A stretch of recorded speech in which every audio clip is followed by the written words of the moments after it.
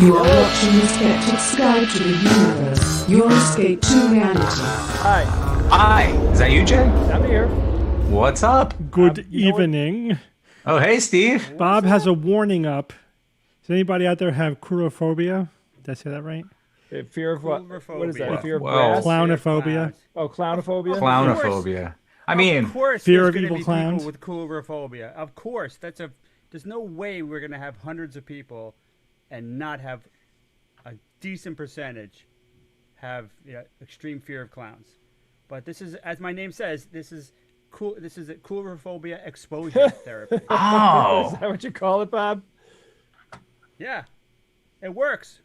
So how much time would you have to spend entertaining. I mean, I don't know with if it clowns works. in order to get over it?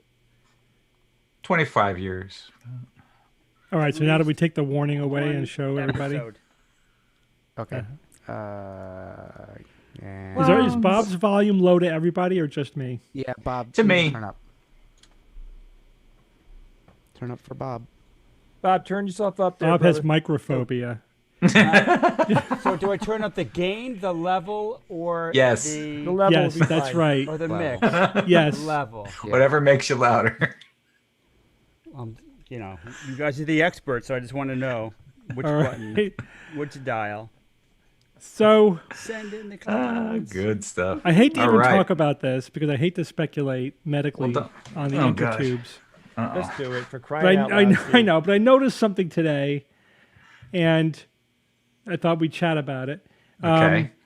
You guys know about the videos going around of Donald Trump drinking a glass of water. Yeah. Yes. Yeah. And there's So this multiple is, wait, of but them. let me, for those of you who didn't see it, this is what he did.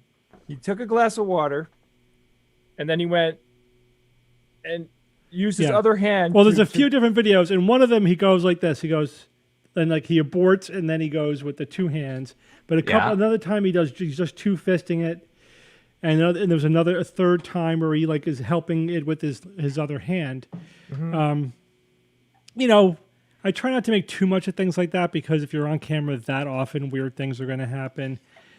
But when it was multiple times, and it really, so I'll just say this: if I saw my patient doing that, I would say, all right, they have functional weakness, right? They have enough weakness that they're having an inability to do something, and then I would obviously follow up with a careful neurological exam, which I don't have in this case.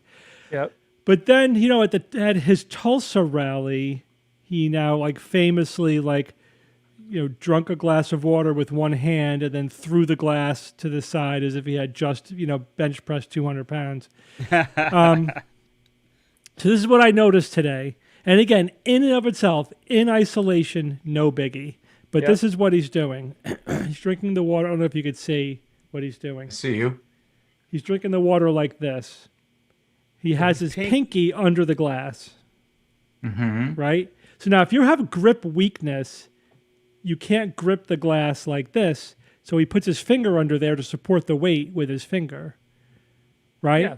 Which Yeah. I've Right. done if I pick up like a particularly heavy glass and I want to make sure that it's sturdy, you know, Sure. or that's again, I said in and of itself, I wouldn't think anything of it. But he's demonstrating that he's not weak, but he's using a technique you use to compensate for weakness. Transferring some of the weight to his bicep when he does that, right? Well, it's just physically, like you can't push down on your pinky.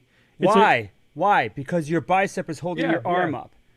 But it's So you're it's- engaging more muscles than just your Steve, forearm just and say your yes, finger you're muscles. correct, You're Bob. engaging. Move on.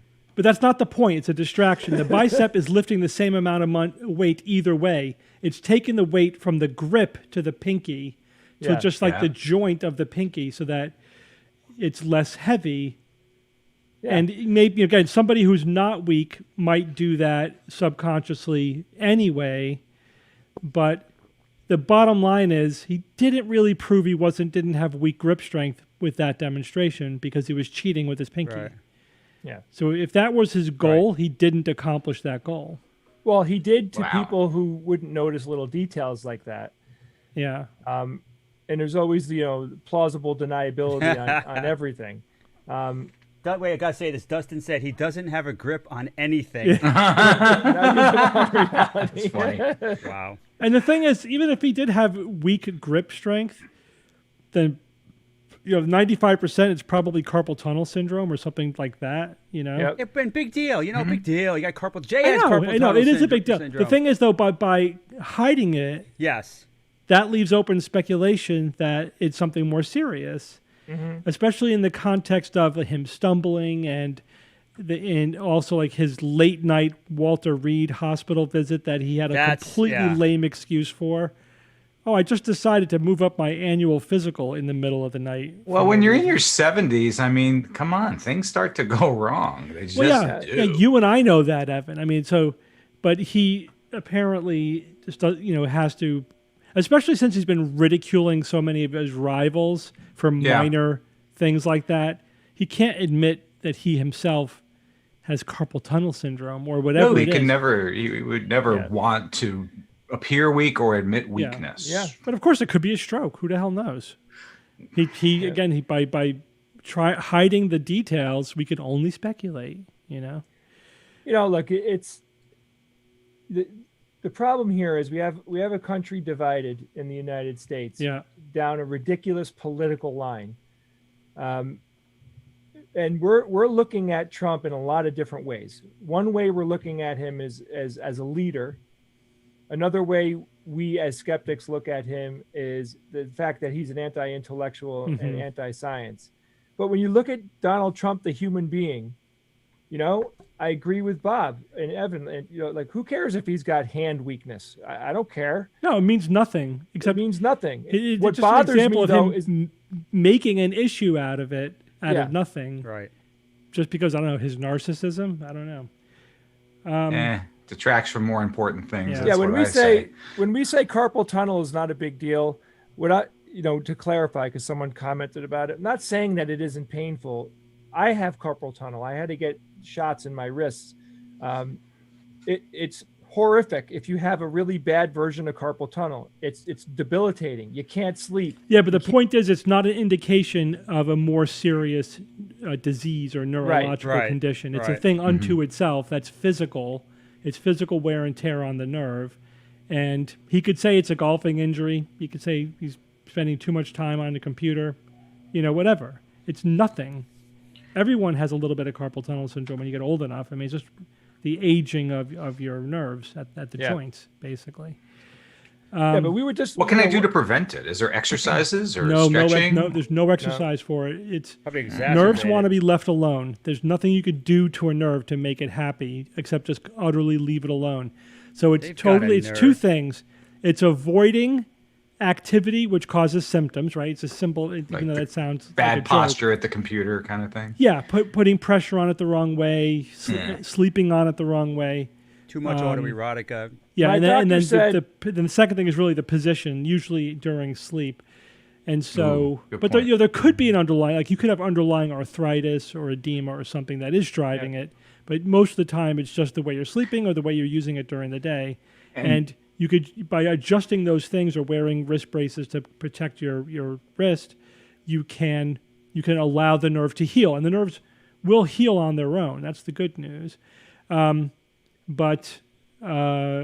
But if it goes on too long, you can actually do permanent damage. you can get to the permanent nerve. damage if it gets too severe, right? Yeah. But what about surgical intervention? What does that actually do to help? So that's 'Cause I know carpal it- I tunnel know it helps. release surgery. They just make a little slit right here, and they open up the ligament that is the carpal tunnel, because it's basically a continuous band, and your tendons go in there, and then the median nerves in the middle there. So if things swell in here, the band can't expand, so the pressure increases, and it puts pressure on the nerve. And so they just cut it so that the band opens up a little bit and releases that pressure, and it works really well. And Please, nobody take a screenshot of Steve doing this. Yeah, right. And use it for nefarious purposes. Supposedly right. over time, though, so it's a tendon that goes across here, and they cut it. They just go. Yeah, but it circles, as I was saying, it's a circle around your wrist. It's an It's entire. all bone, though. it's a all closed bone loop. except for the tendon. It's bone all around here, and then this part is tendon.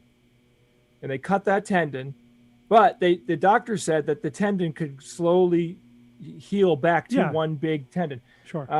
So my doctor said, now Steve, you're a neurologist, so I know you know nerves. I'm just repeating what my doctor said. He said that like anytime you move your wrist like this, you're putting pressure. It's making more pressure happen in that carpal tunnel area, right? Mm-hmm. So you want this is the neutral position your hand is good in. Yeah. He said vibration is horrible. Mm-hmm. Like worst case being a jackhammer operator. That's terrible. But if you like the thing that really flared up my carpal tunnel was I was hitting rocks with a sledgehammer for my stone wall. And he's like, all of that vibration that happens was going through the handle and right into your arms, and it gave me carpal tunnel. Yeah. But now, I mean, God, after the shots, it's like night and day. My hands don't even get numb at night anymore. Like I'm like back to normal, which is amazing. Thank science that people figured out, how to fix these types. How about when you masturbate? Is it good? It feels great. No numbness or tingling. If it's not great, you're doing it wrong. There's no numbness, but there's a lot of tingling. Yeah. Are we really doing this? Anyway, Because it's it's a repetitive motion injury. That's what it's called. That's why you got two hands. All right, so we beat the carpal tunnel to death. What's pun. next on our list? So, kids? all right. So we'll do the coronavirus numbers. Worldwide, we broke 14 million cases. We're approaching 600,000 deaths worldwide. Yeah. U.S. 140,000 deaths, over 3 million cases.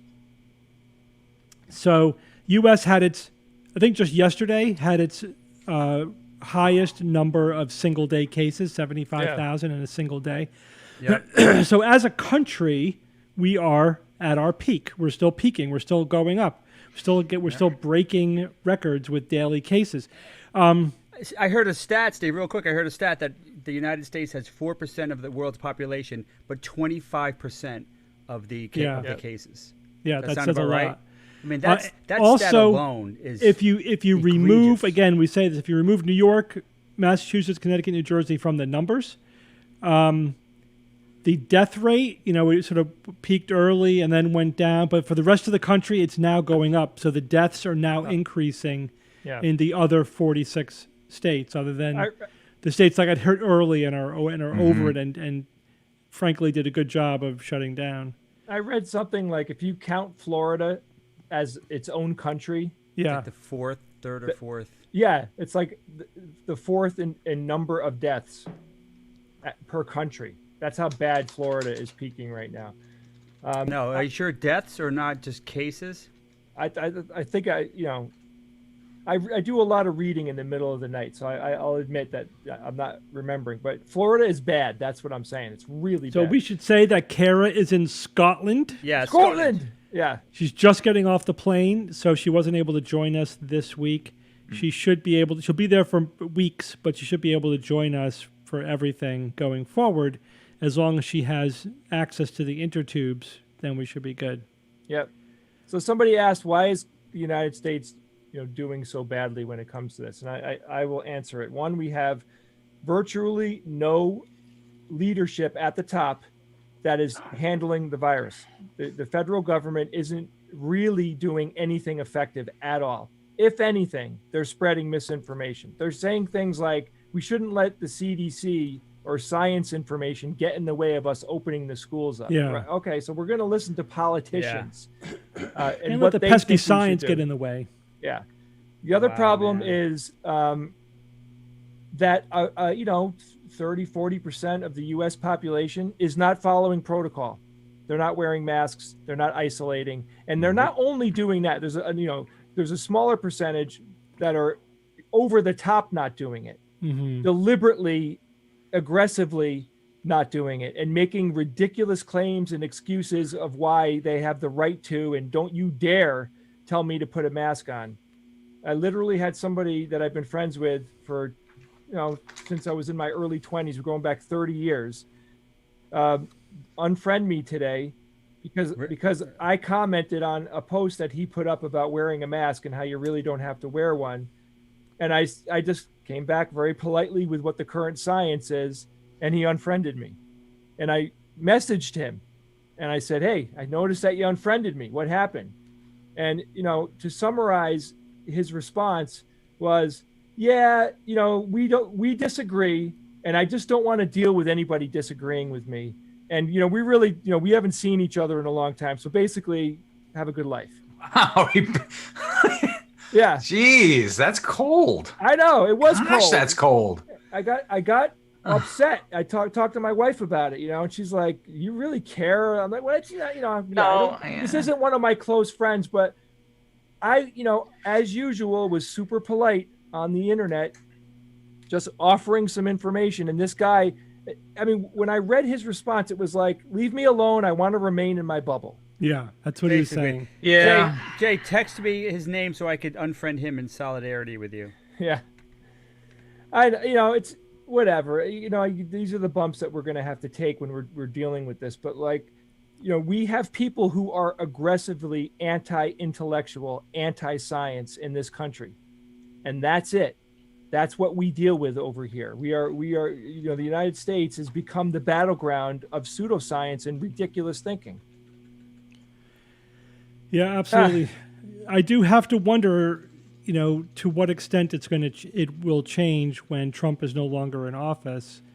Will it get better? Will things calm down, or will the battle lines just, find new issues to fight over? I don't know. Yeah. Yeah, and it's really to be good at disheartening it. to be an American right now.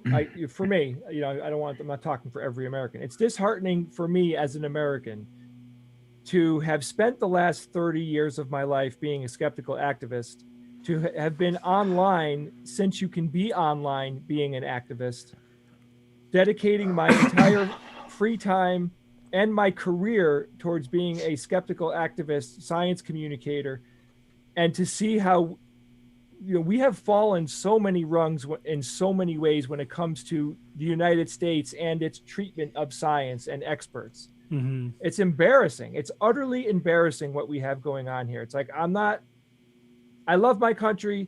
There's so many things to be proud of, for anybody to be proud of the country that they live in. You should be proud of your country and be loyal to your country. But I am not loyal to the people that run and have run my country for a long time.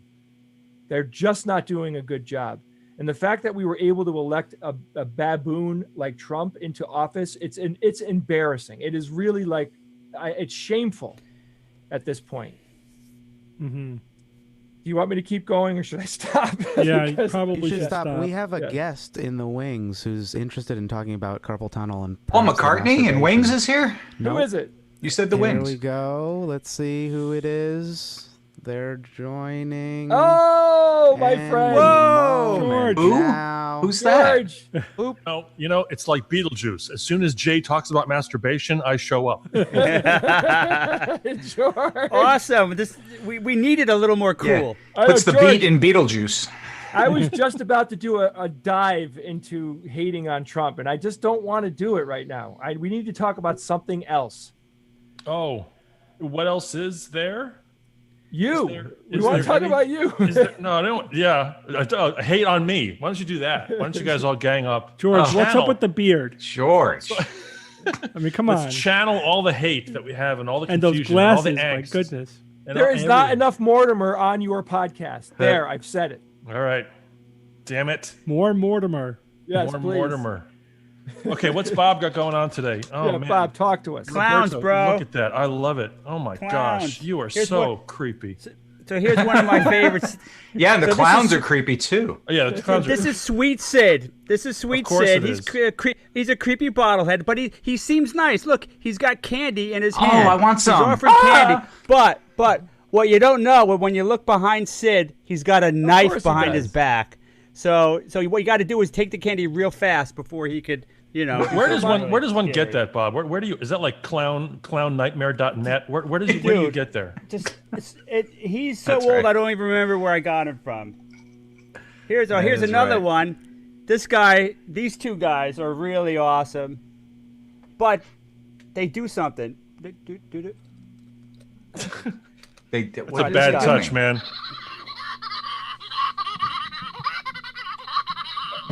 But this guy's got. This is my I hear favorite. that in my head all the time.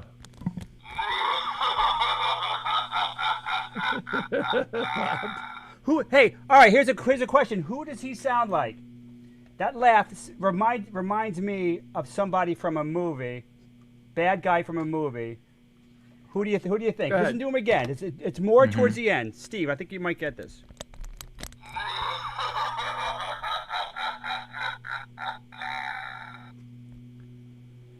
The actor on Yeah, Highlander. the Kurgan. Kurgan, Yeah, yeah. Kurgan. Excellent. Clancy yeah. Brown. Yeah. Dude, I Clancy think it's Brown. him. I think that might be him. Very good.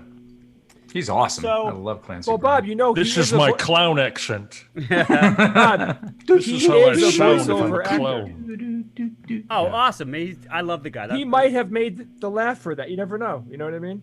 Bob, what's your most expensive clown that you have there? What is the most valuable item that's there, monetarily? Not My- emotionally, but monetarily. What's the most valuable one?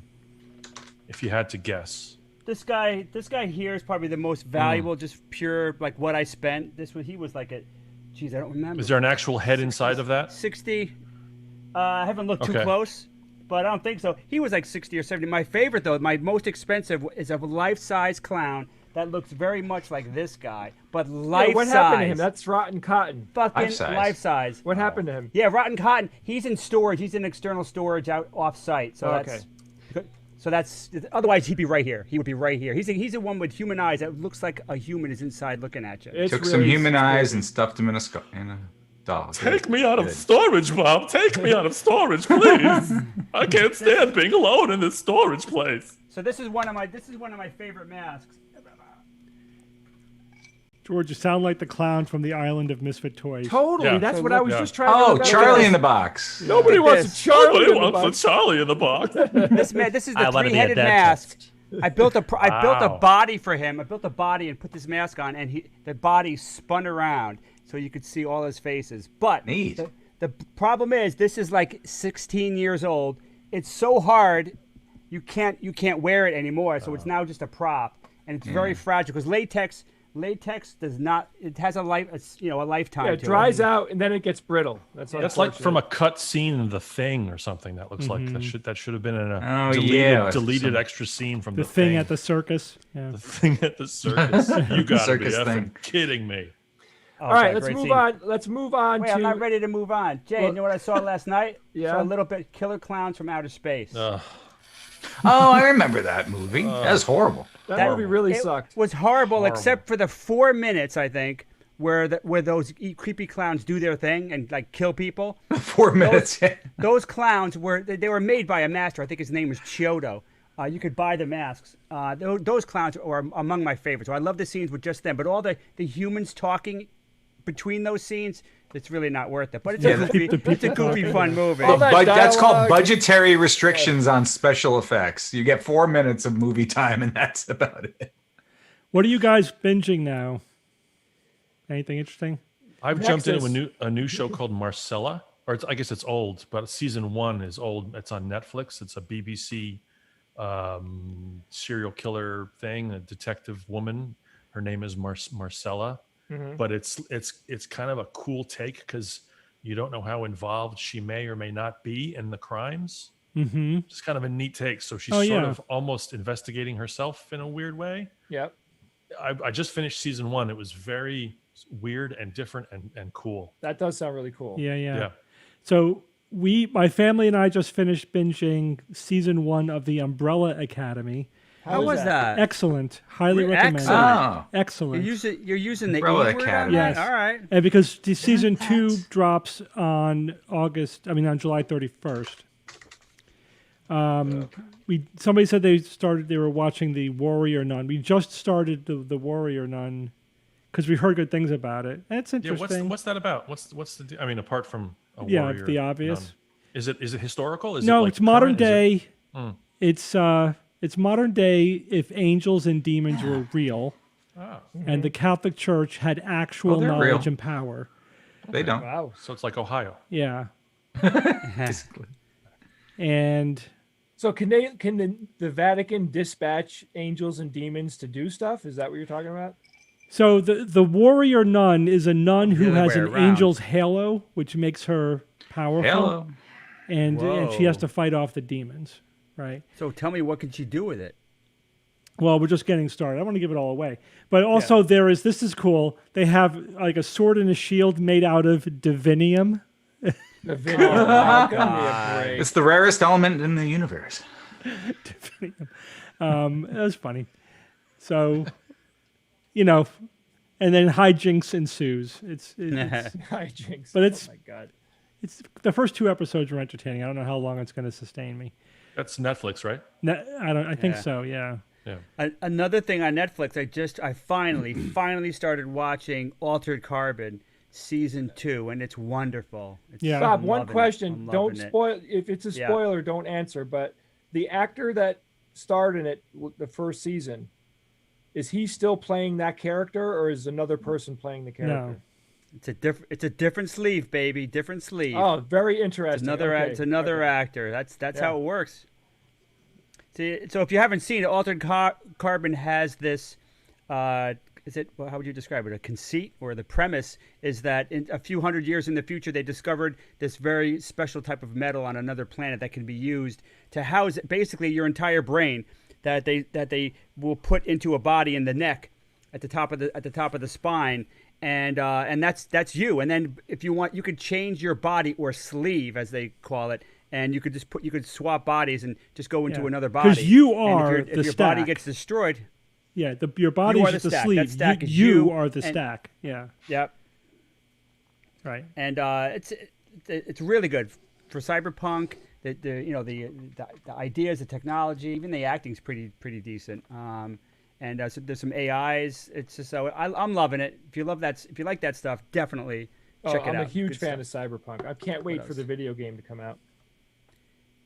Yeah, we got guys. We should review it on Alpha Quadrant. What, the I mean, TV show? Well, We we haven't did. done We Altered reviewed, Carbon stuff. yet. we I did. think We reviewed season 1. We did. We reviewed season 1. Did we Pretty do sure we season did, 1? Yeah. Oh, yeah. Well, now That it's wasn't season you, 2. Bob. That was a different sleeve. Yeah. No, but I mean, we got to do season 2. I mean, Oh my God! Somebody in the chat just said they're watching The Greatest American Hero, and I just Believe it started or not. watching that. I beat Does you that to it, hold George. up? I just started watching it with my son because what happened was I got him into the song from the theme song. Yeah. Starting a couple of That years was a ago. I fun just started little playing- series. He loves the song. So then he just got curious about it, and I started telling him about the TV show. So now we're watching the TV show together. Did you ever see that horror movie with William Catt where the house is possessed? Was it called The House? No. House on House. Was it just House? No, It might have Steve, just you been- and I watched that. The House on something hill, or the No, yeah, it's not. It's Hill not House? Silent Hill? No. A recent was- one or an older one? No, this is old. This is like right after that series, probably a couple of years after that series was done. It's just a Yeah. standalone film, and basically like the house is trying to kill him. It was Yeah. pretty cool. It was a pretty cool little This horror house flick. possessed, somebody writes. Is that like? I don't think I've ever Something seen like it. that. But William Catt, So it wasn't, but it wasn't just House. Like 30 years old. probably. Yeah, I'd say late '80s, probably. He did that dinosaur movie where like dinosaurs were still alive in the Amazon. He did that with I forget who his co-star was, and then he did this like, and there's subsequently been like probably five or six sequels to it, straight to home video or whatever. Yeah. Yeah, right. But I forget what it was called. It was fun because like turns out he was a Vietnam vet, and so like a ghost of like this Vietnam buddy is in the wall, and Dude, I know pretty- that's it. It's House. Yeah, there was like, there are 2 movies I think that I saw and enjoyed. So yep, that's what I thought. House. William Catt. Or Good The old House. William Catt. George, I have a couple of questions for you. All right, you have 6 minutes. When, so Watch when we're all in varying degrees of staying at home. A lot of people are still working from home. Yeah. You as a musician, you're not fucked, right? You're not out Yeah. Yeah. doing gigs. There's more free time going on in your life right now. I'm curious though, do you sit down and play piano and play guitar and play drums like during the average week? Is it happening every day? How often do you play instruments? Guitar and piano I play every day, but that's been true pre-COVID. Yep. Drums I don't play because I don't have a kit set up at home, and so because I gigged so much, I would just play on gigs. Right. This is literally the longest in my life since I was 7 years old that I have gone without playing drums. You going through withdrawal? No, not really. It's odd. I grabbed it. We have a gig tomorrow, which is our first gig since March. We're on. It's like a beach, open beach thing in Jersey, which I'm kind of ambivalent about. I don't know how it's going to work. We're going to see, but it's supposed to be distant and no dance floor, and everyone's going to have their temperature checked. They're supposed to have masks ever walking in. I don't know. I'm hoping we play to nobody. I'm hoping it's just an empty beach that we're playing to, which would be great. But I haven't set up a kit and played. I picked up a pair of sticks early in the week just to kind of do some rudiments and stuff on a practice pad. But throughout this whole thing, my week hasn't been that different. My Monday through Thursday has kind of been the same because it's just I don't have a day job. Now the gym's closed, so that sucks. So I haven't been going to the gym, so I'm getting subsequently larger and larger and larger, so much so that I won't be able to fit in the screen eventually. Yeah, right. Which is awful. But apart from that, I fill my day the way most self-employed people fill their day, with just trying to keep some kind of schedule and working on stuff. So I play. I've been doing this YouTube thing every 2 weeks, the 13 songs, which is I play 13 songs all based around one theme. So I've been learning those songs. I kind of wanted to learn new tunes for that. So like for last night, I did episode 8. And it was all Talking Head songs. So I knew like 4 or 5, and I wanted another bunch. So I learned a bunch for that. So that's like what my days are basically involved. And then the podcast, of course, and then all that other maintenance, and then the occasional live stream on a Friday. Yeah. George, tell me, I'm Last minute curious. text. George, You got that What's your text at process? 4:59. Come on. George, what's your process for learning a new song? Oh, it's interesting.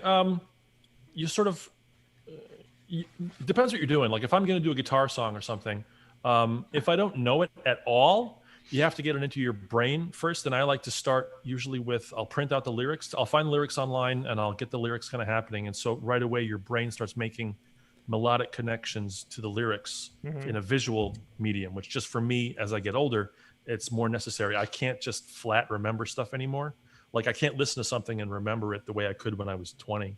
Yeah. So now if I have a secondary level of a lyric, like literally visualizing a printed lyric, it'll help me memorize the landscape of the melody. So I'll do that. Then if I'll try to figure out the chords and what's happening. If I can't figure out the chords without driving myself batty, I'll go to YouTube and see if someone else has figured out the chords to a close degree, or at least to get me started, just to figure out what key it's in, whatever.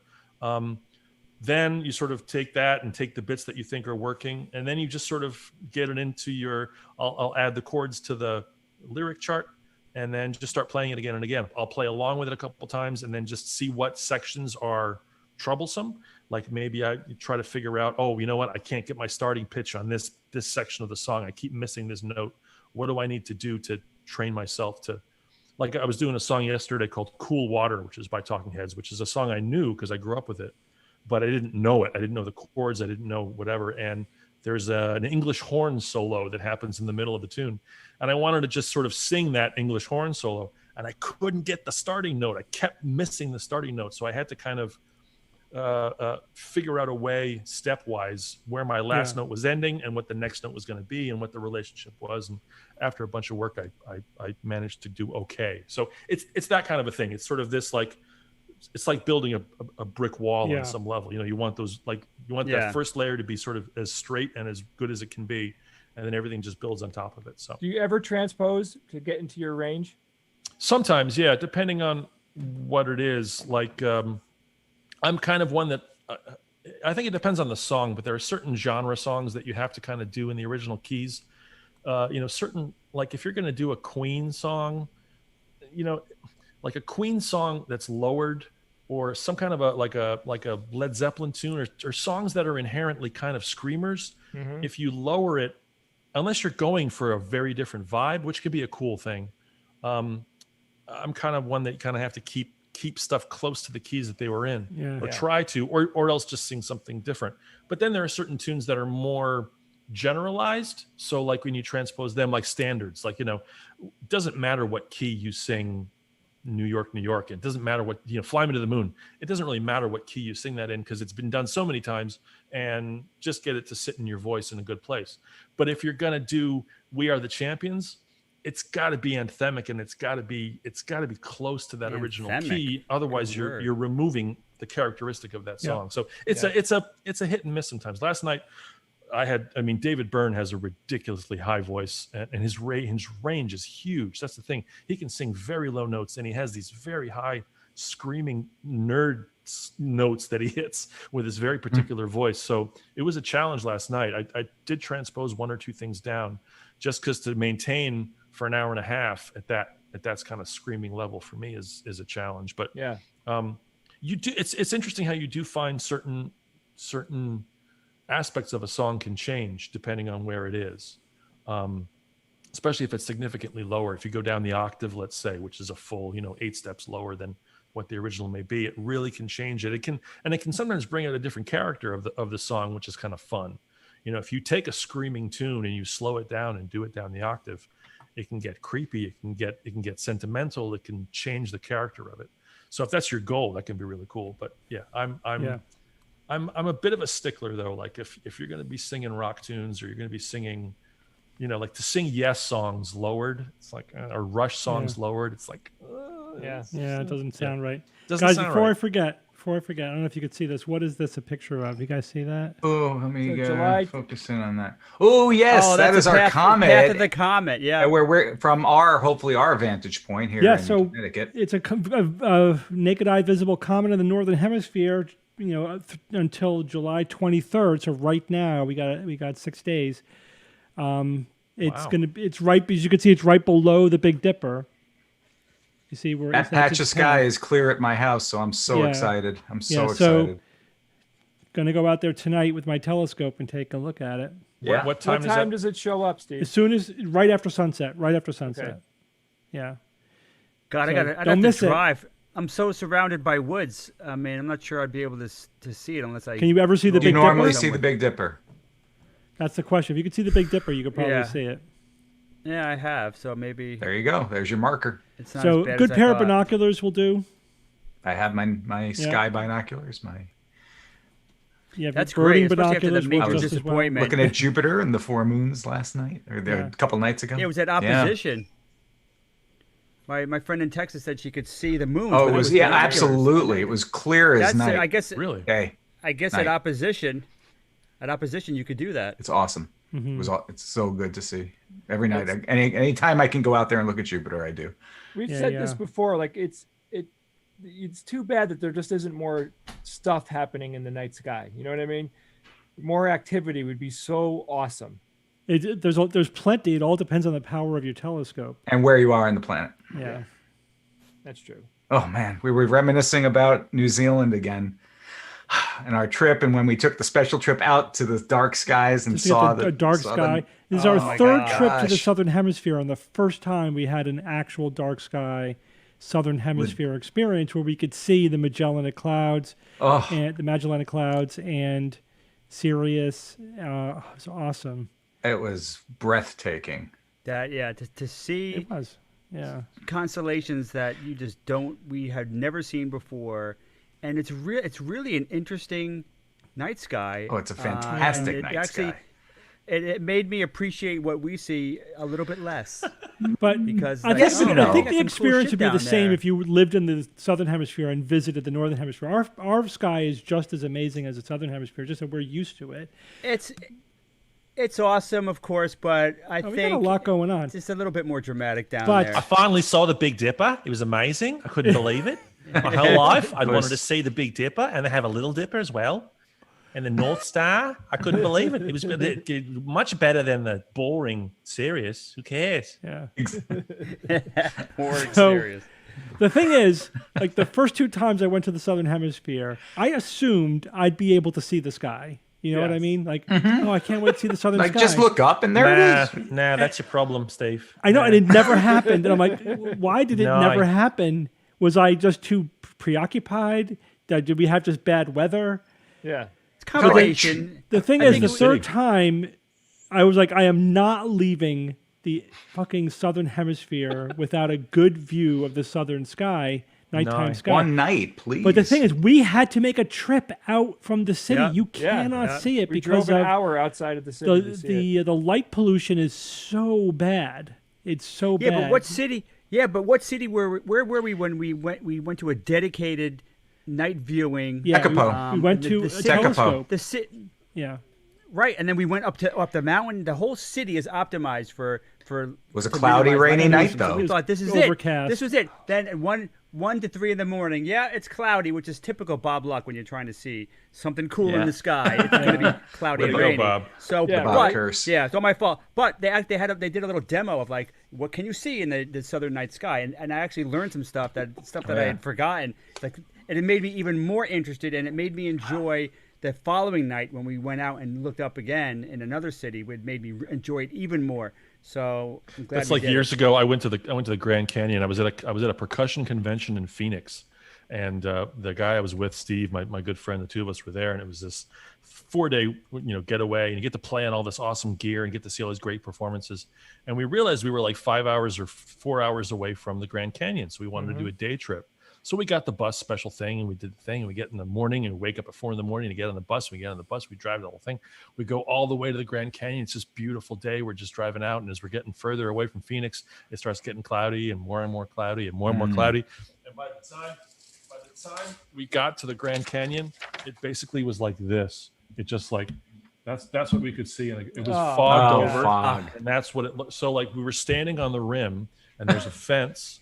And as we look out, all we're looking at is like this white sheet of paper. That And so I sucks. had all You these could have done that pictures. at home with a white sheet I know. of paper. I have all these pictures of me standing like look. Of course. Like, huge- Oh, wonderful. Yeah. yeah. Did I you ever went get to was back? a- Island. Billy, it's there. There was an IMAX theater that they had though, so we went to the IMAX theater, and they had like a helicopter, a virtual ride through the canyon. So in my mind, like that replaced all the bad fog thing. So in my head, I was there because over time, this is like 30 years ago, 25 years ago. But you whatever it weren't, was. George. Have you ever been back to know. the Grand Canyon? No, You no, gotta I gotta go. go. I know, Because- I know. Me neither. We were there once. Luckily, the weather was crystal clear. It was Oh, yeah. gorgeous. Oh, and the yeah, thing perfect. that really hit me was that no Me. video or picture of the Grand Canyon I have ever seen comes even close to doing Wow. it any justice. What about Zero. VR? What No, about VR? well, I haven't seen Yeah, it in we VR. I have to got to do- admit, but it's just That would do it. the experience, the scale, it's just overwhelming, and you just cannot get that on a screen. I mean, if I So- ever go to Vegas again, I'll go to the Grand Canyon. That's got to Yeah, be totally. the time I do it. You So weren't someone with us that asked, by day? the way, No, I someone didn't asked go. us I wasn't Wow. either. how the SGU met George. So I want Yes. to tell this story because it's Well, fun. well, we built them. Remember Weird Science? Spare parts. Weird Science, man. We used our computer and put them together. Put bras on our heads and Yeah. Hello, boys. Boy, let's shower. that was disappointing. The look on Hey, your wait. faces when I came out of there. Does anybody want to hear me prank a telemarketer? Yeah. Sure. Oh yeah, sure. Sure. But we'll come back to the George story. Yeah, of course. They're calling you. Hello? Hello? Come on, pick up. Is anybody? Hello? Come on, They pick hung up. up. Oh, call them back. Call them back and get them on the phone. I prank them every time. Every course you time do. they do it, I take them for a ride. I love it. That's It's like- awesome. Oh, I got a recent email. Oh my God! Speaking of prank, I got to read this to you guys. Uh-oh. Okay, let me find it. Was it like a text prank? So, no, it's a person who loves my work and Yes. wants to fly me out. Here we go. Here we go. Dear George Robb, I am the guy's name, and I reside in the Principality of Monaco.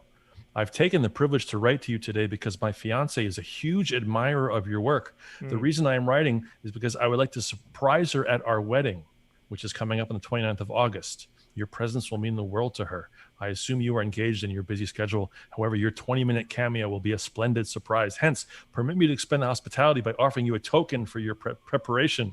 Kindly be informed your acceptance to honor this request will mark the beginning of another journey for my family. Blah, blah, blah, blah, blah. Basically, this guy wants to give me $150,000 to fly to Monaco to show up at the wedding because he loves my writing and he wants me to write his biography because the books I've written have been so awesome. His fiance so enjoys the books that I've written. So he got me in touch with his attorney, Lou. And I've been talking to Lou, and Lou is like, I need your address and I need your contact information. And your bank account number. Well, I've been waiting for Social that. So Security. he hasn't asked for that yet. It'll But come, it'll come. Lou's address happens to be in Atlanta, which is where the Grumman Winthrop Corporation happens to be. Because he said, could you please send a signed book to this address? And it's like it's some airplane building facility. I was like, it's so strange that your office is in this airplane building facility. Wow, that must be really neat to see all the airplanes being built. And he said, we need your name and your address. So I said the guy's name and I sent his address back to them, and we'll see where it goes from there. But so I'm waiting for my Nice. $150,000. I'm so excited. So Yeah, George, spend but let me it because now. I've gotten emails similar to that. But the thing is, when you are, known on the internet, Yeah. like at least a known. couple of sentences in, it's semi-plausible, Of course. Yeah. right? No, that it somebody be took- it reaching took me out a to you second. I because, was like, I'm a fan of your work. I was like, yeah, okay, Yeah. that's Yeah. Oh, plausible. no, totally. But My not first instant- response was like, okay, this is like, okay, are you a real person? This is bizarre. yeah, like if And they then it said just we sort of- enjoy your music and mentioned your Yeah. albums by name and like Right. she would Absolutely. love then No, then and I have had people send me invitations to their weddings. Like that's Yeah. that's actually happened. Hey, we live in Ohio, and like we're fan Yeah, of yeah. it, but they give examples of we like the podcast, we like the Yeah. and it's not I'm this secret, and his name is the son of a some prince in Monaco too, but he's like Yeah. an illegitimate son. So keep it on the boy. down low. Oh, yeah. When they It's just- give it's you so like involved. It's great. familial, information, when you're hearing about the son of the blah blah blah, and my father died, and my mother, Yeah. it's like that's the clear sign. But That is here's the not thing, real. though. I wonder, are they targeting people who have some level of internet fame because it could seem legit? Yeah, Because there's got to probably. be, tens of thousands of people who have a YouTube show or have a blog or who have Yeah. written something or whatever. You know what I mean? Like, and so, or are they? I mean, how much were they shotgunning? Like, would they send that to a random person, or were you selected in any way? That's what I'm asking. My name is in the email. It says Dear George Robb. Yeah, but- So it's not even like Dear Beloved or something. yeah. So I'm sure they're probably finding websites that have some traction. Yeah. They're probably finding maybe Wikipedia pages. Yeah. They're probably doing that, going to like, artists or whatever, Yeah. authors, musicians on Those Wiki. scumbags. Then grabbing the and then a name. template goes to everyone. And there's a template, and this just gets sent out to what, Yeah, 1,000 yeah. They're people just or playing whatever. off of. And then it's gonna, at some point, it'll be like, oh, if you want to get your check, send us your blah blah. And Yeah. take it Yeah. from there. They only need to be, they only need a couple hits to make bank. Yeah. Yeah. All right. So how did we meet George? Yes. So How did we meet George? not surprisingly, we met George in Las Vegas at TAM, at one of the early TAMs. And this is my first memory of you, George. So I think Randy was You met him in the speaking. bathroom? Did you Don't meet him in rat- the bathroom? In that bathroom, yeah. So I think Urinals? Randy was speaking, and so like the whole conference was present, and we the SGU was standing in the back because we were going to or from something, I don't know, or we were like coming from the tables, into the conference hall to listen to to Randy's speech, and so it's a sea of nerds. In a loving way, I say that. Yeah. Big What? city. We're Of course. nerds. And then, like 20 feet away from me, I see this guy, totally thin, in like a wonderful suit, sort of leaning on his guitar, like the most GQ person who's ever been at TAM, Yeah. and standing next to a very attractive, elegant woman. And I'm like, who the fuck is that? Because like Is that the wrong conference or that something? guy is about 3 clicks too cool for this conference. And So that I'm couple was standing right in front of me. right. No, and of course, it was Behind the George, Rob. and I believe misinformation. And I think Jay, you knew who he was, at that point. So I asked Jay, like, who is that guy? Because why is he here? And what's his role here? Because this doesn't fit. Like, it totally stood out. And why like don't I like him? Yeah. But so whatever. When we sort of met, but I don't think you met us enough to like remember us from that conference. But then, like the next year, we were going to Australia. This is our first time to Australia. Was that your first time to 2010. Australia? 2010. Wait, Steve, didn't we Well, no, interview George? You guys, you interviewed me at that Yeah. one. Oh you yeah. So we interviewed me, interviewed yeah. you. Okay, yeah. That was the first real contact where it was like someone said to me, the SGU they're doing like they're recording. They have a special room that they're recording in. And I'm like, oh, they get their own room. Well, la-di-da. Yes, Yeah, we do. And I was like, would you want to chat with him? I don't know if I think maybe Rebecca was Yeah. instrumental in Yeah, terms I of think it saying, was like, Rebecca. hey, That's do you my wanna chat? And I recollection. was like, yeah, sure, of course, whatever. And so I hadn't heard your show, but I knew your reputation and that you guys were like the real deal because you had your own room and you had headset mics. I was like, these guys have headset mics. That's right. Oh my God, That's right. this is the cool. Oh, like this is the real deal. This is like podcasting royalty. Microphones, They mixing got board. microphones, chairs, and a table with water glasses and the whole deal. And We're wearing yeah. pants and everything. and that was when Jay and I connected because we talked about our pets Our dying, deceased pets, our yeah. deceased Yeah. pets, and so Yeah, you made everybody we, cry. within Yeah, within thanks. 7 minutes we were both crying the first time talking about our deceased pets. I love that part of the story because it was like, right away, like we're in an interview, we're sitting around with a lot of people there, and you start getting into it, and I'm like, I'm choking up. I'm choking up, and I'm like, I am going to let this happen. I wasn't like, there was something about you, George, that was so personable that I didn't feel like I had to like care enough to stop, to hold back the tears. But it was a really great moment. And Likewise, yeah, it was cool. I walked away from it like having this emotional appreciation of you. That was really impactful to me. And then it was like, we just started to do stuff. Like we started to it wasn't immediately, but we started to talk about, hey, maybe we can do this together, do that together. And, and it slowly turned into a real honest to goodness, like living collaboration. Like we collaborate so much now. Yeah. We always are talking about you and what could George do, get involved. Could George, it's, we just like having you involved because you like are you one up everything that we do. You make everything that we do, I think, better, which is awesome. Oh, well, that's cool. But you guys are so receptive to my silly ideas, which is and like the There are thing no that I silly love about ideas. our chemistry, for lack of a better term, is that the third idea is always so much cooler than either one of us could come up with.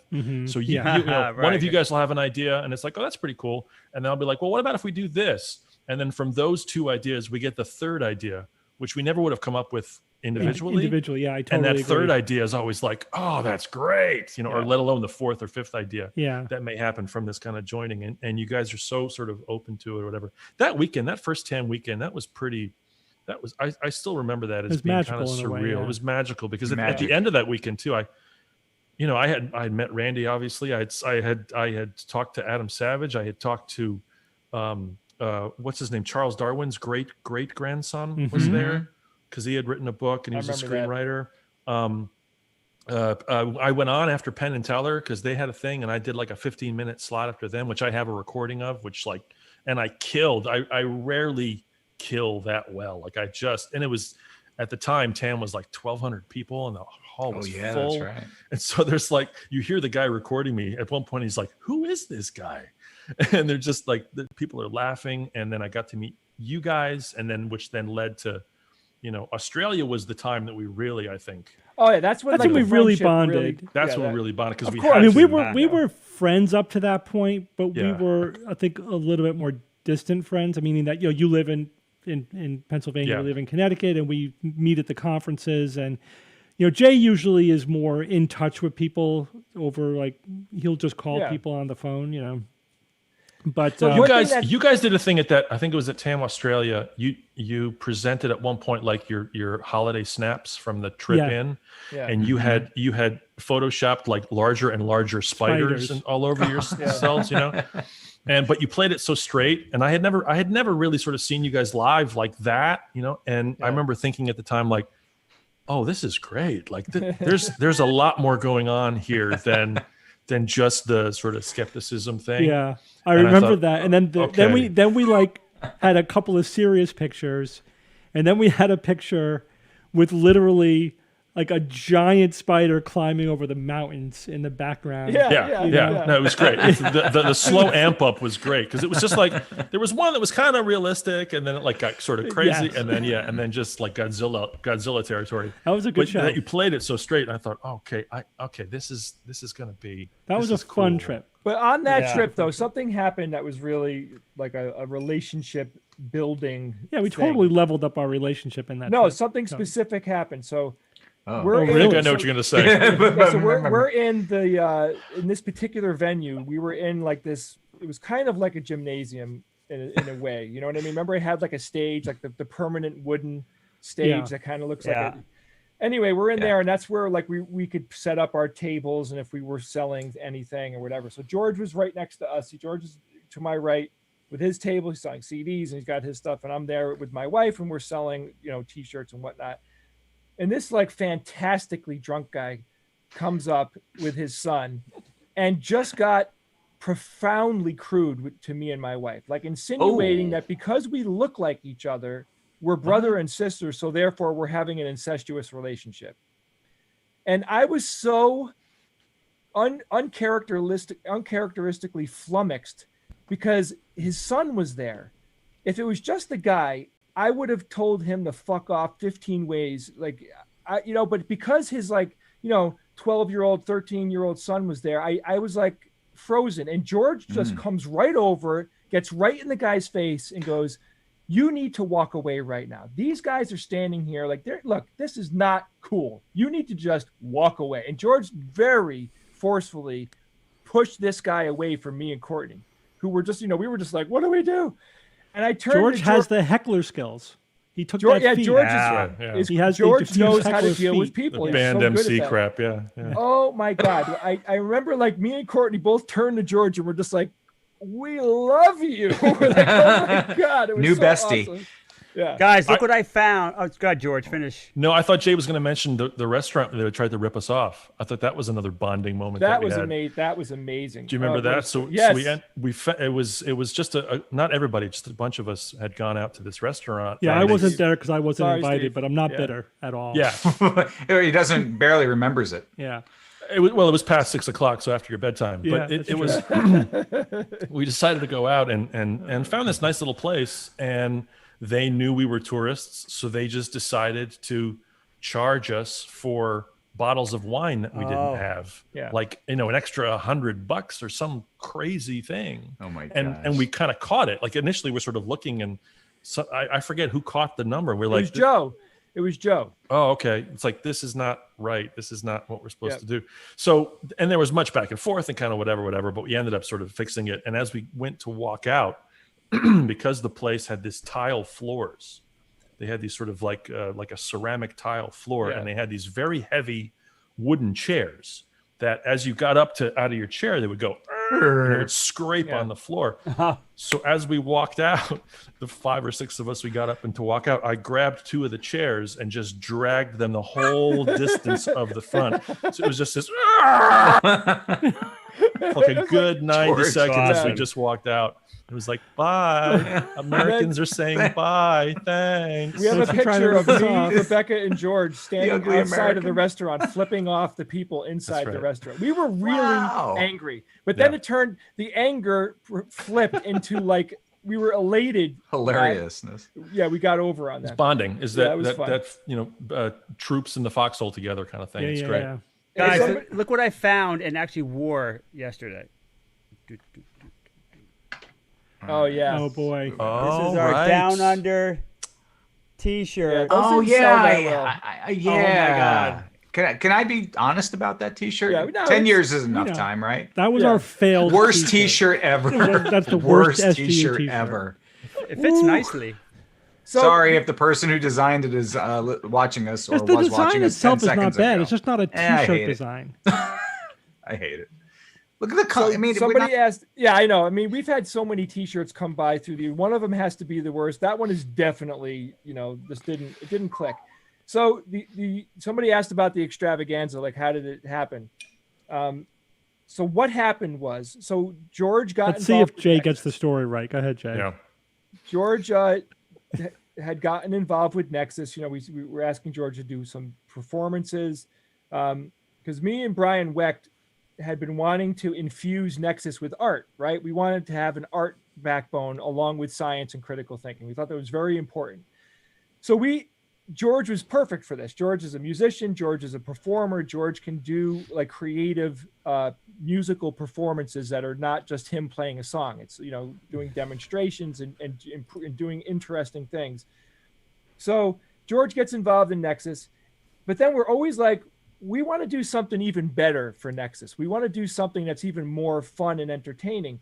And then one of us just said, we could do, we got to come up with a stage show of some kind, right? So the kernel got thrown out. There was an idea that got thrown out. And then it did the think tank thing that George described earlier. It very quickly evolved into us doing like some performance comedy, like sketch comedy, improv comedy. And then it evolved into George, like, all right, George is definitely going to be the host of the show, and George has to drive everything that happens.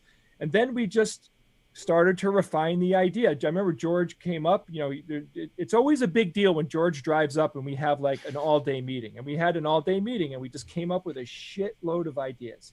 What can we do? What will work? What won't work? And, and then we just refined it. And then we ran it in California. At Ohlone, remember Ohlone? The first time. That was the first one. We were so nervous because you never know how it's going. You and Jay were nervous. I don't remember if Evan was nervous. No, seriously, Jay, like at one point right before the show, like a day or two before the first extravaganza, Jay, I don't know if you said this to you too, George. He's like, I'm really worried. I don't know if this is going to work. We're not improv performers. I don't think we could pull this off. Like having total anxiety about whether or not we could pull this off. And I said, Jay, his lack of faith disturbing. Here's the thing. Just leave it in George's hands. No matter what happens, it'll be fine. All right, George will manage the show, and we will be fine. I said, George and I are the only two people that have experience actually doing this kind of performing in front of an audience. Yeah. Because George, obviously, and I was in a band for 21 years, and I wasn't afraid to get up in front of people and expose myself. Mm-hmm. I said, I'm afraid that you and Bob and Evan, I really wasn't that worried about Rebecca because she's very dynamic. I was afraid that the three of you guys wouldn't be able to get into the right headspace. Yeah, I know. I remember that. I was trying to spare Evan and Bob that detail, so that's okay. All right, I don't mind. I mean, it was appreciate it, but I didn't feel it wasn't like saying I needed that. it. I wasn't saying I think that Bob and Evan and you suck. I was saying you've never done this before. Like I wanted us to ramp up to it, and you were right. You and George were right. We'll do it. We can handle it. Don't worry about it. Well, it's just the format is kind of fail-proof. Yeah. And as long as you keep it moving, right? As long as it doesn't grind to a halt for some reason, which again, I totally trusted George to keep that from happening. Yeah. It's kind of foolproof because, if we fail on stage doing what we're doing, that's funny. That's the show. Yeah. You know what I mean? It's like the whole show is about us being uncomfortable and not being able to do the thing we're supposed to do. Yeah, it's like, that's true. I don't know what failure would even look like for that show. Again, as long as it technically doesn't catch on fire and as long as it doesn't grind to a halt, right? Which it's never done. But when we look back on it now, it's laughable. Yeah. To have thought that there was going to be a problem, and I'll tell you really why. Because and I'm not just saying this because we're loving on George tonight.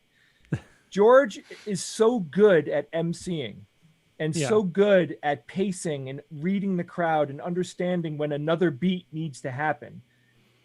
George was the ultimate safety net. That's his role, is to keep this moving and keep it having like the comedic nuances that it needs. And George knows, okay, this game is now over. We're moving on to the next thing, right? Yeah. So like we're not doing any of that. George is doing that. So that really helped an incredible amount with having George just get up there and be the captain of the show, which is critical. That's why, I don't know if you want to tell this story. There was only one extravaganza where I was worried. And it was because I was worried that you were going to be off your game. Yes. Yeah. Oh, yes. Yeah. Have you told that story? Have you guys told Does that anyone story? know this? Yeah, I told it on my show, but I don't know if you talked about it on your show. I think you don't did. recall that we my did. gosh. Yeah. I'm like, yeah. All right. You want to tell it, George? George, do you want to tell it? Because you lived it. You actually. We are talking about Philadelphia. yeah. Right? Okay. Yeah. I can tell it from my perspective. Now I consider myself, because I'm really the one on the hook for our calendar, for everything from the airline tickets to the hotel to the car rental to making sure people eat to making sure that everybody's there. Everything is done technically between me and Ian and talking to the stage crew and everything. I am like the road manager, production manager when we're on the road, right? So we have a van. We're parked. It's an incredible venue that we're at. We're parked at a bay, that a tractor trailer could pull up to, right? Docking Bay 94. Right. And we unload our stuff very awkwardly out of a very low vehicle for, expecting a very different kind of vehicle to roll in. We unload the van, we get in, everything is going great. You gotta back up though, Jay. You gotta back up to the there's a particular about the whole thing which makes it so special because we were in Pennsylvania and doing our tour of Pittsburgh and Philly and New York. I stayed in Bethlehem. I stayed in my own house and drove myself because that night I wasn't going to stay in Philly. Yeah. I was going to go back to Bethlehem. So I drove myself to Philly, whereas you guys were in the van. Right. Mm-hmm. And part of the conversation, as you relate to me later, once you guys got into Philly, is you told everyone in the van, hey, everybody, be aware. The clearance on this van yes. is 7'1". Yeah. Just, because who knows, whatever, Just when be you're parking, aware. whatever. Yeah, it's 7'1". Do not. The other, I'm just going to put that out. Jay says I'm just going to put that out. Now I am not privy to this conversation because I am in my own vehicle driving from Bethlehem to Philly and then back to Bethlehem. Yeah. So that you kind of have to throw that in there because that's the extra cherry on this on this convo. But so, yeah. George, the other thing that I did as the road manager was make damn sure that everybody got on the allowed to drive the van insurance thing from the rental place. We pulled over, made a special stop. Special stop so everybody can put their driver's license. Which I, at the time, was thinking like, God, who cares? Who cares? Like, well, I guess it's smart, but like, okay, whatever. Yeah, okay. Yeah. Jay's being Jay. So okay, then fine. I get a phone call from my wife who was there. What time did this phone this call is like, come in, Steve? 45 minutes before we're going to go on stage. Yeah, right? T-minus 45 to and stage she's like, time. Okay. Steve, you got to come down to the garage. I'm like, why? Like, I'm helping Jay, make sure everything happens. Jay's Other people have heard, like, in a family member say, Steve, or a family member, you got to come down to the morgue. Like Yeah. it was, it was a chilling come down to the fucking Come to the parking. hospital. So yeah. I'm like, I'm kind of busy, right now. She's like, no, you don't understand.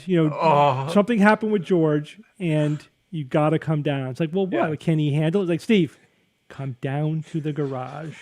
Oh boy, that's the So- code. That's code for Yeah, so I go down there. get your ass down here. It's just me. I meet George on the way, and I could tell George that you were, a click beyond your emotional limit. Because I've come to know you well enough. Yeah. I know when you're pissed off. I know when you're upset. You hide it very well, but I know you enough to know. Yeah.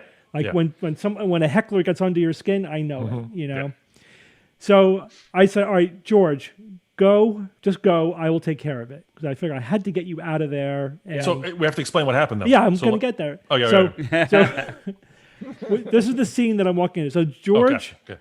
pulled the van in without looking at the clearance, and obviously I looked at it. I saw it. Well, what I'm saying is you Before. didn't make a connection between the van and the clearance.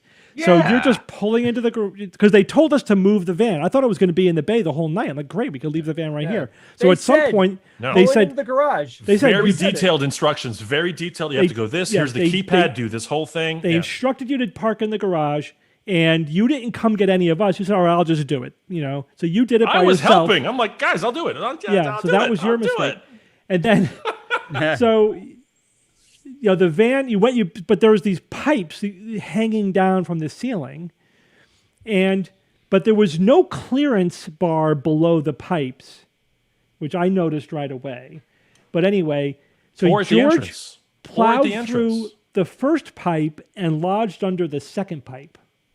Yeah.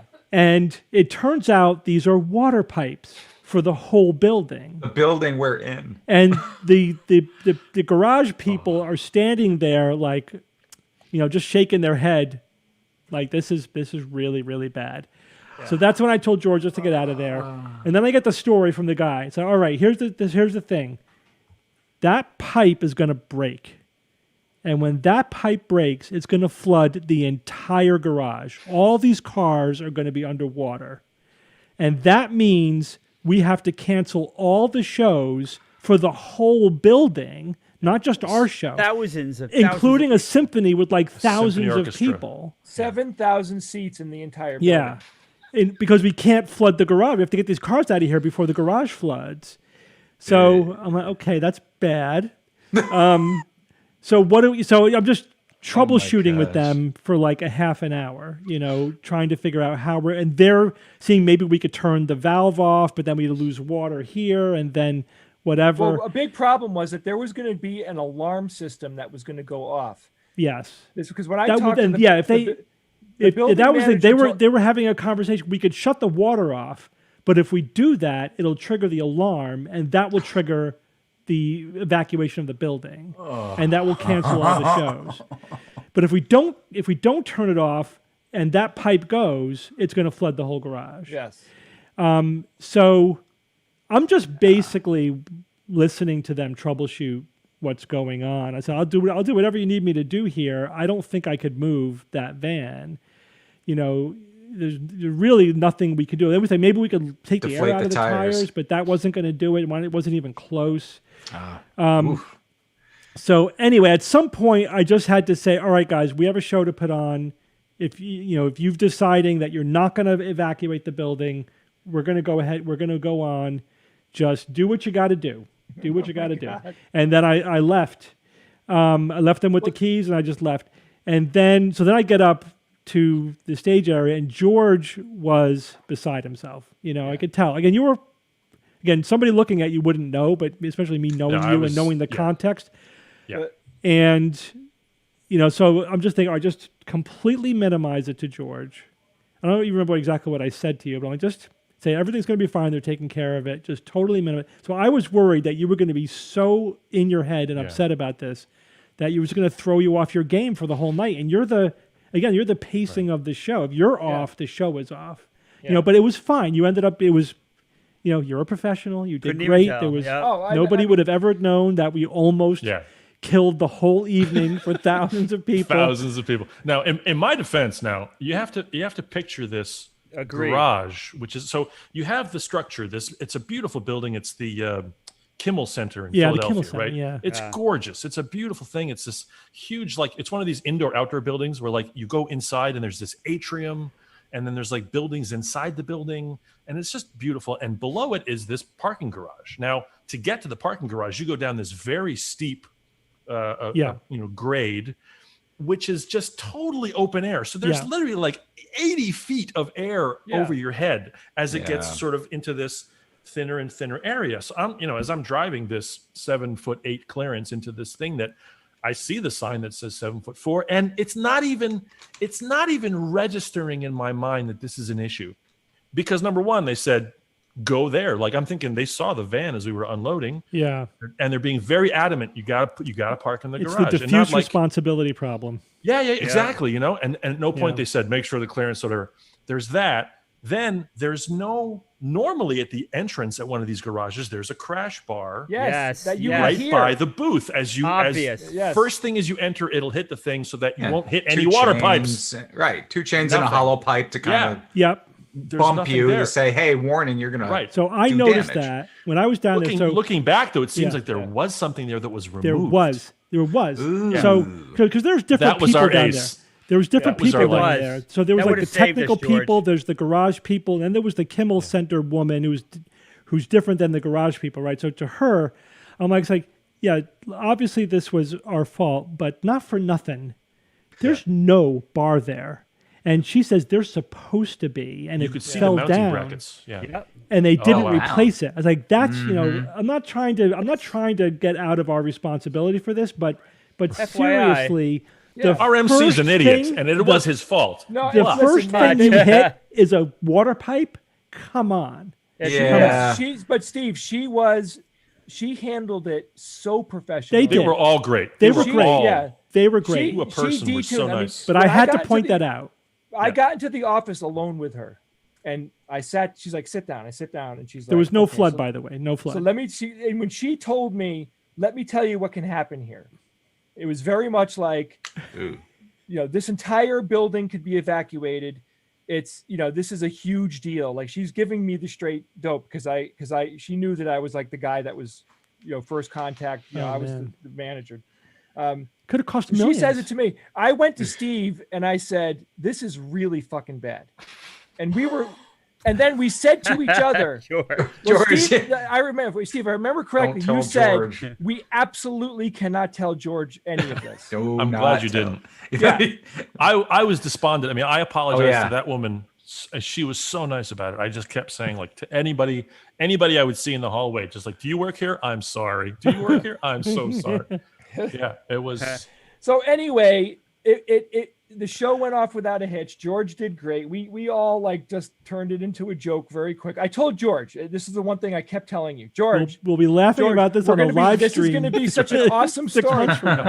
So did I tell you guys what happened when I dropped off the van at the rental place? No. Well, one of the guys that worked there like threw a conniption. Yeah. Because that van was supposed to turn around and go somewhere else the day I returned it. They kept telling me, make sure you're here at noon. You have to bring it back by noon because it was. They reported they knew it was a damaged van though coming back.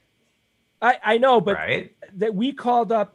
We talked to the rental company, but the rental company is like the parent company, and every rental place that you go to is like a McDonald's. It's not owned by McDonald's. It's owned by other people that are a part of the chain, right? So.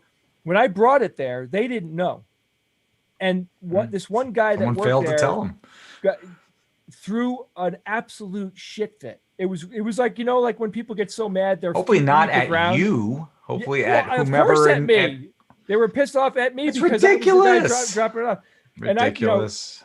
So some other guy that worked there was like, "Don't worry about it. Don't worry about it." And I get in my car and I left. And I'm worry like, about it. Good thing I paid the $25 for the extra insurance. Yes. Yes. Always buy the insurance. Always get the $25 insurance. The one extra part of this, which is kind of fun, which is when I called your phone and Jocelyn answered, your wife answered, in the minute, and I was just like, I just ran into a pipe in the garage and the van is stuck. and Jocelyn just bursts out laughing because she thinks I'm kidding, joking, because yeah. that's like something I would do. I would Yeah, sort of totally. be like, oh, and she's laughing. I'm like, no, like really, and she's still laughing. I'm like, no, Jocelyn, I swear, like, is Steve? And then I think she heard the sheer terror eventually. Yes. I'm not Anxiety that was good of an there, actor. Yes. So, guys, And- why didn't it flood, and how did you get unstuck? They People wanna called up know. the guy. There's a guy that they call that they kept. Oh yeah, well we got to Fred call. Pipe. Is your problem. So the guy, the Beat guy, you to like, his pants are low. He's wearing like that dark blue type of jumpsuit. He's got a greasy wrench in his back pocket. That guy showed up and kind of was like, "Well, we can blah blah blah," and you got to turn on the Hazy Watzer, and they and next thing you know, there's two asses up on ladders, and they fixed it. Yeah. Okay. It was Now yeah. it's time for Evan's wand. Wand us, Evan. Oh yeah, because we're really this is the longest. Oh we've yeah, ever this is the run. end, isn't it? I am using Hermione's wand today, by the way, and there were several people who picked up on the fact that this is Hermione's wand. Hermione. I mean, Of course. that is that's impressive. That you can tell that the wand. Rubber wand. But I suppose, Bob, you're referring to the puzzle Yes. behind me. Yeah. Exhibit A, the puzzle. All right. SA. So for it may be a little unclear, so let me clarify for you. That is the letter I up above. Okay. There's a question mark inside this diamond shape part. Below that are the letters SA. Now over here, to the right of the diamond, is a little carved out piece with the letter K in it. I got it, Evan. What do you got, Jay? All right, so the letter I. Yes. I wish we could see. All right, the question mark, it is a missing word. It's wrote my essay. All right, Steve? Oh, K. my essay. I wrote my essay, essay. K. Okay. That's a perfect setup, Jay. Well done. What is it? I don't know Well, what it is. What is it? People were saying, is this a Feynman diagram? A Feynman diagram? And they were going like in all these weird directions with what this puzzle was. Until finally, Sid from the Discord channel chat, along with baseball Gene, the two of them, puzzled together that this is a map. And this is a specific place on the map on our planet. And these are borders. I stands for Iraq. SA is Saudi Arabia. And K is over Kuwait. here is Kuwait, right? Oh my God. So what's in the middle here? What diamond shaped border exists between Iraq and Saudi Arabia? United Arab Emirates. Well, nope. It's called the neutral territory. The neutral zone. Yeah, basically the Romulan neutral zone. The neutral zone is what it. Here's the trick, though. It's no longer there. Ooh, it came Wait. off the map in 1991 when it was finally no longer considered the neutral Well, who territory. absorbed it? They divided it. They roughly divided it between the two countries. And it had been that way for about Give me 70 years based on the Roughly old divided. British drawings when they carved up the Middle East in the first half of the 20th century. What we should do, Ev, you should take a picture of your puzzle and send it to Ian so he can put it up permanently in the stream. What do you think, Ian?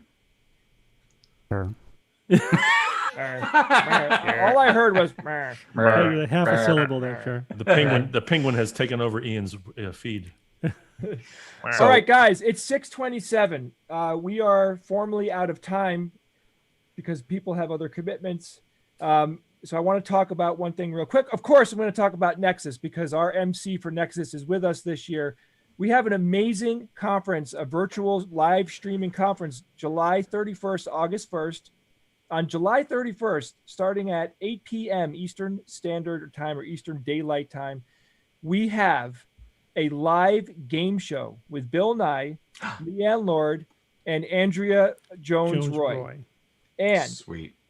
there is something very special about this game show that I can't do anything other than tease it, but we really overachieved on how cool the game show is going to be. And when you see it, you'll know immediately. Once you log in, you'll see what it is. That's the game show. That's Friday night. The game show is going to run between an hour and a half and 2 hours. And then And I was down in the studio, Jay. I was down in the studio after you and Ian were there yesterday. Yeah. And it's looking good. You got the green screen area is nice, and you got an even green screen on the floor. Yes, we do. That's a good Very hint. nice. That's a good hint. Secrets. Yeah, those are secrets. There's no green So screen. Then Green screen. on Saturday, August 1st at 10 a.m. to 7:30, 8 p.m. Eastern Standard Time, we are going to be have a ton of things going on, of course, all day for the whole day, nonstop. We have our keynote speaker is Andrian. We're going to have 2 panels. The SGU is one panel. We have a mental health panel that's going to be talking about telehealth. My wife will be on that panel. And that's right. Jocelyn Novella will be one of the people on who there. wrote her PhD thesis on telemental health. Cool. And Brian Wecht is modding that. We have, Steve, list off the speakers. Well, we have Richard Wiseman. Let me pull up the. Let's pull up the. Well, while you're doing that, website. I want to ask George. George, you're doing a Ringo Starr presentation. Yes. Can I ask you what it is, or is it a surprise? No, it's not a surprise. It's actually based on a conversation that happened at Nexus last year in one of the after-hour hangouts. Someone was ragging on Ringo Starr. Yeah. And I just put them in their place. And I thought, oh, that's actually an interesting, semi-skeptical kind of topic to talk about. So it's a presentation called The Genius of Ringo Starr. Are you behind the drum set when you do this? There's going to be elements of me behind the drum set, yes. Awesome. Okay, so that's happening. Ringo Starr is an excellent drummer. I mean, if you beyond excellent. I mean, if you know anything, the guy was a human metronome. His internal clock is perfect. Yeah. I'm a total amateur. I just fuck around, but I know enough that I could listen to a song and know if the drummer's any good or not. And especially when you listen to the later stuff that the Beatles does, he got phenomenally good. Yeah. No, all right. So the speakers. It. Let me go with the speakers real quick. We got David, who is an engineering professor at Georgia Tech. Richard Wiseman, I said. Shane Campbell-Staton, an evolutionary biologist. Susie Wiles from New Zealand, who is a biologist. Leon Lord's going to do a comedy set. And we have the SGU crew. And, of course, we have Andrian as our keynote. And, somebody else may make an appearance on that Saturday. We can't really say anything until it's locked in. And we also have we're going to be doing a version of the SGU quiz show. Yeah, that the audience can play along with. But the unique thing about Nexus this year is that what we're doing is we're shortening the talk length and then increasing the after talk to make it more interactive with the audience and with the people in the studio. Mm-hmm. So we hope that this format will be a little bit more entertaining. It's more punchy. It's not going to be like listening to someone talk for an hour. No, there's going to be more conversation happening. And so if you're interested, which you should be, because we killed ourselves to make this content, go to nexus.org, NECSS.org for all the details and to register. And there's one last detail that's important. If you do register this year, not only will you be able to see it for a month. So if you can't make it to the live show, you could still buy a ticket and watch all of this programming for an entire month. But you will get a discount for next year's Nexus conference, which is going to be in Atlantic City. By the way, hi Richard, who apparently is in the chat. I just noticed. Really? You're very handsome. Richard Saunders. Very handsome. Saunders. Hey. Saunders. Captain Saunders. All right, guys. Look, we love you. Thank you. We'll see you next week. George, thanks for joining us. Thanks, Thanks guys. for dropping by, George. Yep. Anytime. And Ian, thank you because you're a genius. Okay. Wear Ian your is mask. a genius. Turn it off. Wash your hands. Wear your mask. And use lots of that. Hide your wife. Hide your kids. Skeptic's Guide to the Universe is produced by SGU Productions, dedicated to promoting science and critical thinking. For more information, visit us at theskepticsguide.org. Send your questions to info@theskepticsguide.org. And if you would like to support the show and all the work that we do, go to patreon.com/skepticsguide and consider becoming a patron and becoming part of the SGU community. Our listeners and supporters are what make SGU possible.